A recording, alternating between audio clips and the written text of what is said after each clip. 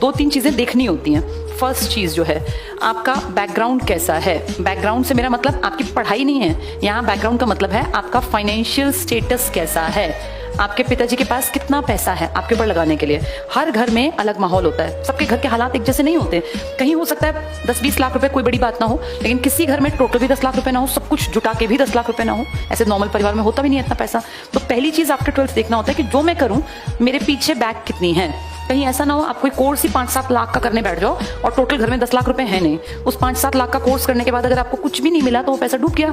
जिसके पास है 2-4 करोड़ रुपए, उसके 10 लाख डूबे तो फर्क नहीं पड़ता, लेकिन जिसके पास टोटल ही सारी जिंदगी की कमाई 5-7 लाख रुपए और वो तुमने गवा दी, तो फिर गड़बड़ है। तो पहली चीज देखनी होती है हमारा फाइनेंशियल बैकग्राउंड कैसा है। अगर वो स्ट्रांग है तो हम फ्री होकर डिसीजन लें, लेकिन अगर वो कमजोर है तो फिर डिसीजन सोच समझ के लेना चाहिए। बेटा, फ्री होकर डिसीजन लेने में कई बार गलतियां हो जाती हैं, सोच समझ के डिसीजन लेने में चांसेस हैं कि आप सही डिसीजन ले पाएं।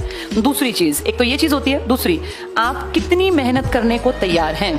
अगर आप मेहनत करने को तैयार नहीं हैं तो फिर आप ये मान के चलिए कि सक्सेस नहीं मिलेगी, चाहे आप गवर्नमेंट जॉब की कोशिश करें, चाहे आप प्राइवेट सेक्टर में जाएं, क्योंकि हर चीज डिमांड करती है हार्डवर्क, मेहनत की। मेहनत से ही सक्सेस आती है। ये बात 12वीं तक बेशक किसी ने ना बताई हो या बताई हो तुमने अनसुनी की हो, अब इस बात को गांठ से बांध लो। जो मेहनत करेगा वो आगे निकलेगा, सीधा फंडा है बेटा। अब तुम लाइफ में आगे बढ़ गए। अब तक बच्चे थे, 12th तक बच्चा होता है बहुत छोटा, लेकिन अब तुम ना जब आगे निकलोगे तो तुम देखोगे तुम अकेले ही चलना है। अब तक यार दोस्त मौज मस्ती सब चल रहा था, अब लाइफ अकेले है। अकेले चलने वाली लाइफ में एक एक कदम बहुत फूंक फूंक के समझदारी से रखना चाहिए। तो अपनी मेहनत का रास्ता पकड़ना पड़ेगा और ये मेहनत सही दिशा में करनी है।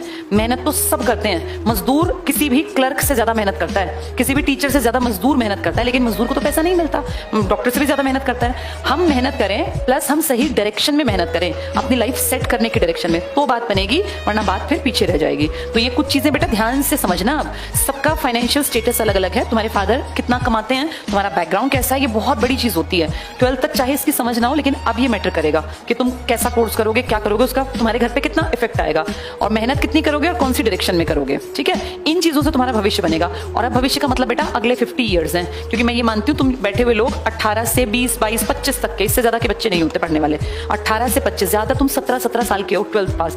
इन सालों के दौरान हम जो भी करते हैं ना, उसका असर अगले 50 साल, जब तक हमारी लाइफ है तब तक रहता है। अब आप किसी मैच्योर आदमी से जब बातचीत करेंगे जिसकी उम्र 27 साल है, आप देखेंगे उसकी बातचीत का लेवल अलग होगा, क्योंकि उसने लाइफ के बहुत साल जी लिए। बहुत से मेरा मतलब गिनती वाले नहीं, जब बर्डन कंधों पे आता है बेटा। 12th तक हम बहुत आजाद होते हैं, बहुत फ्री होते हैं। असली जिम्मेदारी आती ही 12th के बाद है। यहाँ आपको एक एज एन इंडिविजुअल ट्रीट किया जाएगा।